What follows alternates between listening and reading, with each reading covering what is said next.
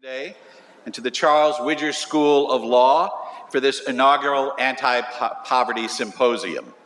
For those of you who may not be familiar with Villanova University, the university was founded in 1842 by the Order of St. Augustine, of which I am one. I wasn't here in 1842, though, and it has been guided by the Augustinian principles of Veritas, Unitas, and Caritas, translated as truth, unity, and love.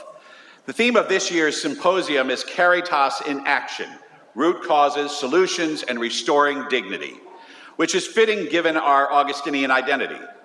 We come together as a community to pursue truth, guided throughout by a commitment to serve others. This symposium is the first of a planned series to explore the causes and effects of poverty and will feature a variety of thought leaders who will engage in discussions on various approaches to eradicating poverty. This interdisciplinary event is part of the university-wide initiative on poverty and inequality that has been made possible by a gift from Paul and Christine Tufano, both graduates of Villanova University. I am personally grateful for their continued generosity to Villanova and for their commitment to serving those in need. Paul and Christine, thank you for demonstrating what it means to ignite change in the lives of others. On behalf of Villanova, we are so grateful for your support of our mission, and we are humbled that you have entrusted Villanova with your loyal friendship. I had the pleasure of living with Paul and Christine when they were undergraduates here. I was not, but they were. And I had the great pleasure of performing their wedding many years ago. And then Paul had the pleasure of being my boss for a couple of years, as he was the chair of our board of trustees for a number of years, and was quite instrumental in helping us through the process of our first strategic plan, as well as our big campaign that ended just a few years ago.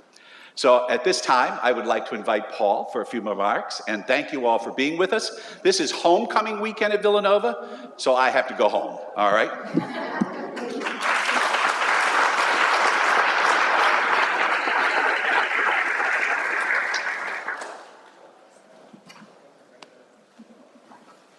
Good morning. On behalf of my wife, Christine, Father Peter, if you can still hear me, thank you for those kind comments. We're humbled to be part of this journey with Villanova. People have asked me, why did Christine and I want to launch this initiative? And it comes down to things that we were taught when we were growing up, things that we learned when we were students here at Villanova University, and things that were ingrained in me as a lawyer. Standing here in this wonderful law school, it's hard not to be reminded of how compassion for the poor and disenfranchised is basic to what our democracy is all about. The notion that any person, regardless of income, wealth, or social standing, can walk into a courtroom and challenge a decision, right or wrong. Former Justice Sandra Day O'Connor wrote about how our nation's success or failure in achieving democracy is judged in part by how well it responds to those who are struggling along the way. She wrote, and I quote, "Liberty requires us to place ourselves in another's shoes, to see that things may not be as fair or as equitable as they appear from our own vantage points. Justice compels us to understand the rage, to feel the pain, to respond to the cries," close quotes. This compassion is also so basic to what we are all about at Villanova. St. Augustine, the founder of the Augustinians, reminds us about the proper yardstick for measuring ourselves. Quote, "The more you are concerned about the common good rather than your own, the more progress you will know you have made." Finally, as if the words of a Supreme Court justice and a saint aren't enough, there are the epic words written in my 8th grade yearbook when our principal, Sister Patricia, signed it. She wrote, quote, "Paul, remember to whom much is given, much is expected." The yardstick from St. Augustine and the admonition from Sister Patricia have been in my head for the past several years as I, like all of you, have watched the challenges for those living in poverty get harder, not easier. Their words continue to resonate in my head as I, like all of you, worry about the debates over not just how to solve poverty, but even whether to solve poverty. Those debates have demonstrated that there are misinformed and, to a certain extent, pejorative views about the poor. But here are the facts. Poor people don't want to be poor. They want a hand up, not a handout. They very much want a pathway to independence and prosperity. Parents don't choose to have a child in poverty, a child who may never know what it's like to live in safe housing or in a safe neighborhood, or never know what it's like to not go to bed hungry. They want that child to be as much a part of our society as they can. They want that child to have hope. I don't deny that there's a math problem to be solved when it comes to how we fund solutions to poverty, but it's not just a math problem. The people who seek to overcome poverty are our neighbors, our friends, or our family members. The question for our country is, are we going to help them succeed? The words of St. Augustine, Sister Patricia, and Sandra Day O'Connor remind me of the story in the Bible about Judgment Day. God separated those he said had helped him when he was hungry or afflicted from those who didn't. The people who weren't going on to a better place asked, "Lord, I don't remember ever seeing you hungry or thirsty or sick." And God said, "That person who you let go hungry, that was me. That person who you left ill or without clothes, that person who was poor to whom you said, 'Get a job.' What you did to the least of these people, you did it to me." We are blessed that God's angels are definitely among us. They are people like Professor Stephanie Sena and the other speakers you will hear from today, who give people hope when they have none, who give people a chance to rebuild their lives, and who save lives. I am so lucky to work with a similar bunch of angels at AmeriHealth Caritas each and every day. We live in an age when we can wear a device on our wrist that will tell us how much sleep we are getting. But I sometimes wonder whether we are losing enough sleep worrying about the poor. But we can do something about that, and that is what today is all about. We have so much power and ability in our hands, in this room, in our country, to make a profound and meaningful impact for a large part of our society that is often misunderstood, and even worse, often forgotten. We should commit ourselves to not accept the status quo, but rather push ourselves to seek a path that ensures that the breadth and depth of what it means to achieve the American dream is not a function of income or standing. Isn't that what defines us as Americans? Isn't that who we want to be? Isn't that who we ought to be? Thank you so much for being here today.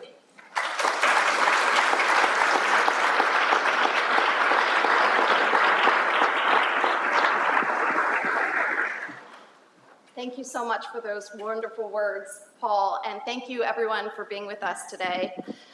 Thank you to Father Peter for the warm welcome, and thank you to Paul and Christine Tufano, who with their generous support have made this event possible. I am filled with gratitude for you and for this opportunity, and I'm inspired by your commitment to ending poverty.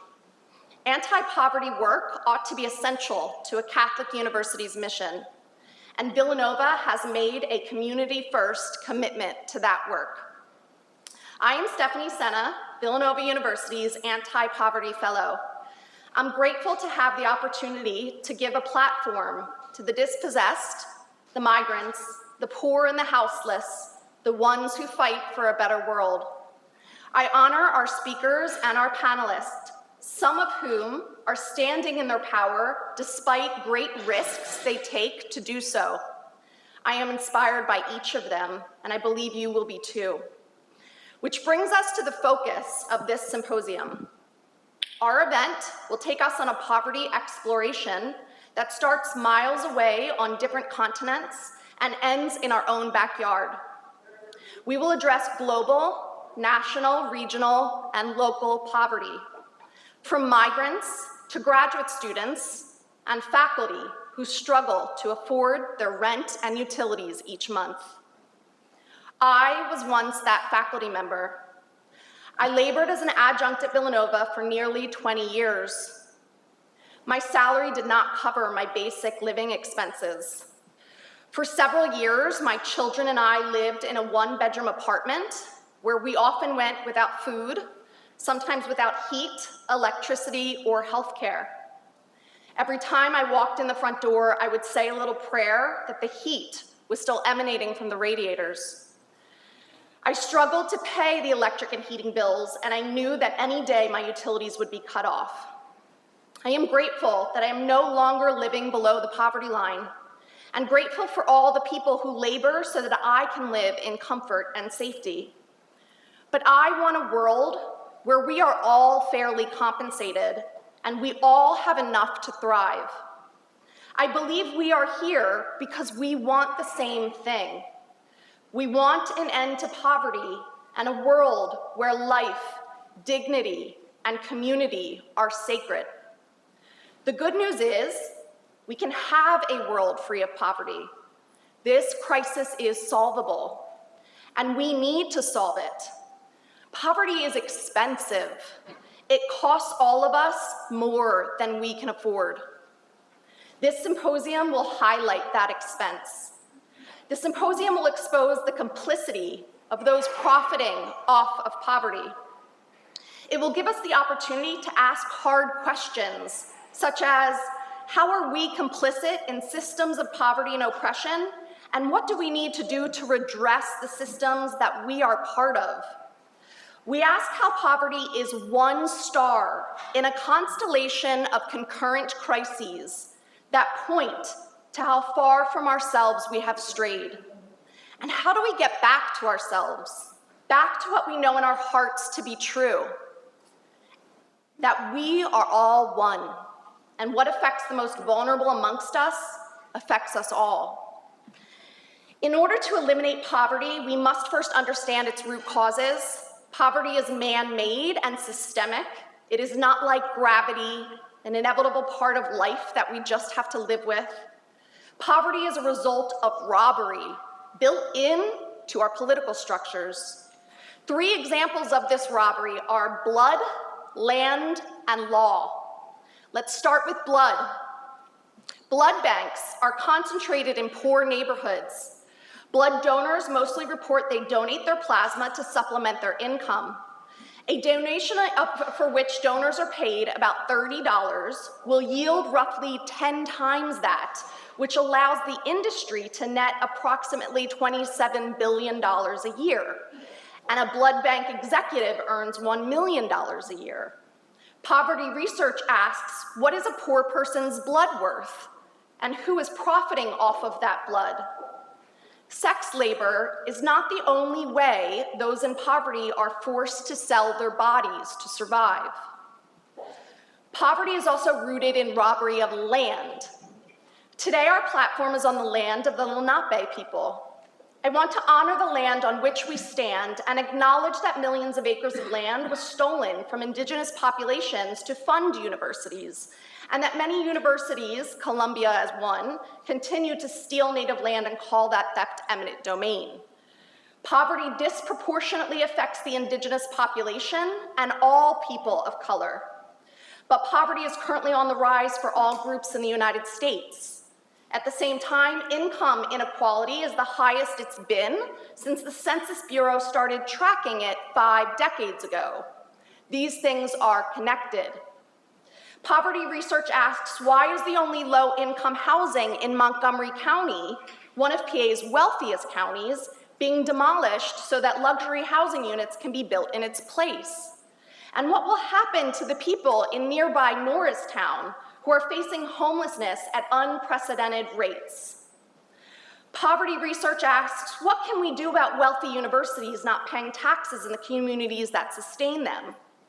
The University of Philadelphia, the University of Pennsylvania owns 10% of all of Philadelphia land, yet it is tax exempt. When Philadelphia's universities don't pay taxes, the schools in the district that depend on the local tax base remain unfunded. While new construction on Philadelphia land is tax exempt for a decade, and the wealthy universities are not paying taxes, the school district doesn't have the money to remediate asbestos in its buildings. My children attend the schools in the Philadelphia district, and my son's teacher is dying of mesothelioma because of the asbestos in the room where she taught him for 5 years. Our children are being robbed of safe schools. Poverty is also a robbery that gets enshrined in law. Poverty research asks, how do our laws favor the wealthy? Why do tax laws in particular serve to scam the poor? The IRS audits the poor at a disproportionate rate compared to the audits of the rich. If you earn under $20,000 a year, you are 10 times more likely to be audited than a multimillionaire. And the US loses billions of dollars in revenue each year when the wealthy hide their income in tax-exempt shell companies. Of all the countries that register shell companies, the easiest place to register a business anonymously is not the Cayman Islands, it's not Barbados, it's the United States. Hundreds of billions of dollars in government revenue are lost as a result. Unlike the super rich who can afford legal defense, low-income taxpayers are much less likely to have competent representation to dispute IRS audits. The tax code is a scam. The good thing about scams is that once they're uncovered, they can be ended. We can end poverty, and here's how. First, it requires a shift in your internal and public narrative, a narrative away from scarcity to one of reciprocity and gratitude. Gratitude for all the people who have worked below the poverty line so that we can enjoy our coffee, our clothes, our electronics, and our universities. When we are in a state of gratitude for all the laborers who toil for us without fair compensation, we cultivate a spirit of reciprocity rather than scarcity, and are more open to sharing of ourselves. I once met a woman and her 2 teenage children who were trapped in homelessness. I was, at that time, able to offer them a room in my house to stay until we could get them into housing. The mother was understandably resistant to accepting my offer. She felt shame and humiliation for needing it. I explained to her that it is not her, but that we as a society that bear the shame of her circumstances.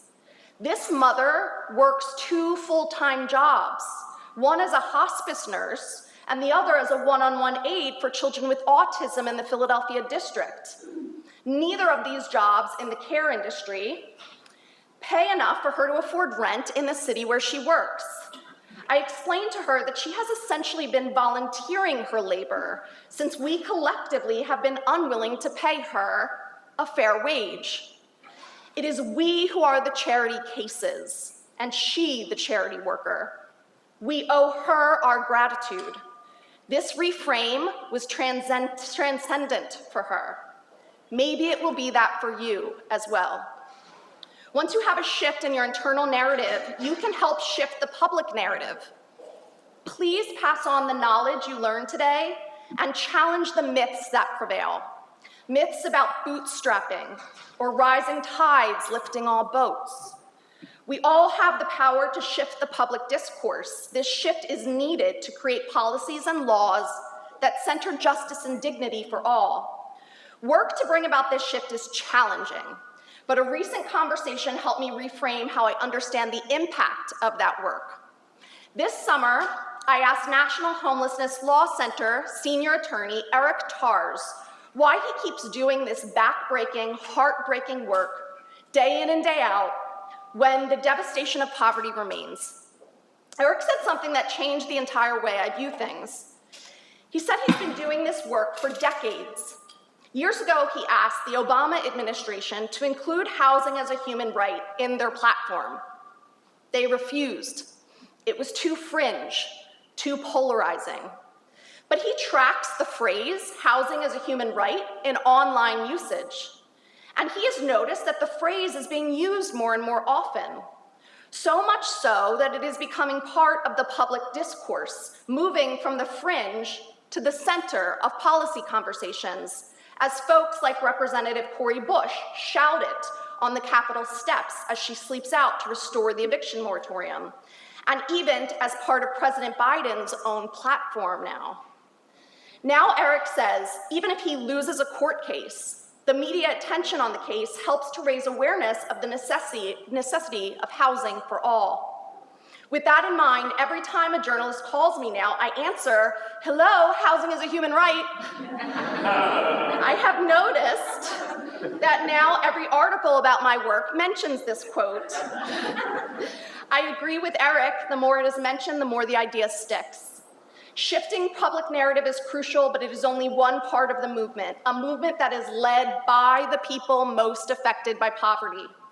Words ready the heart to move the hands towards a range of actions that are part of the ecology of change. Actions that include eviction defense, housing takeovers. We must give our resources to this work too. Open your wallets. Charity will not by itself end poverty. Of course, we certainly need your funds to provide immediate aid to those who need it most right now. Give your time and creativity by joining the anti-poverty movement. We need you. There is a place for you and your gifts in this work, and the work is also the antidote to despair. We need a groundswell, and I believe that your presence here today is part of that groundswell for change. Thank you for being a part of this work. Poverty is one of the greatest challenges connected to intersecting crisis in our time. And I believe that facing it head on is our greatest opportunity. Thank you.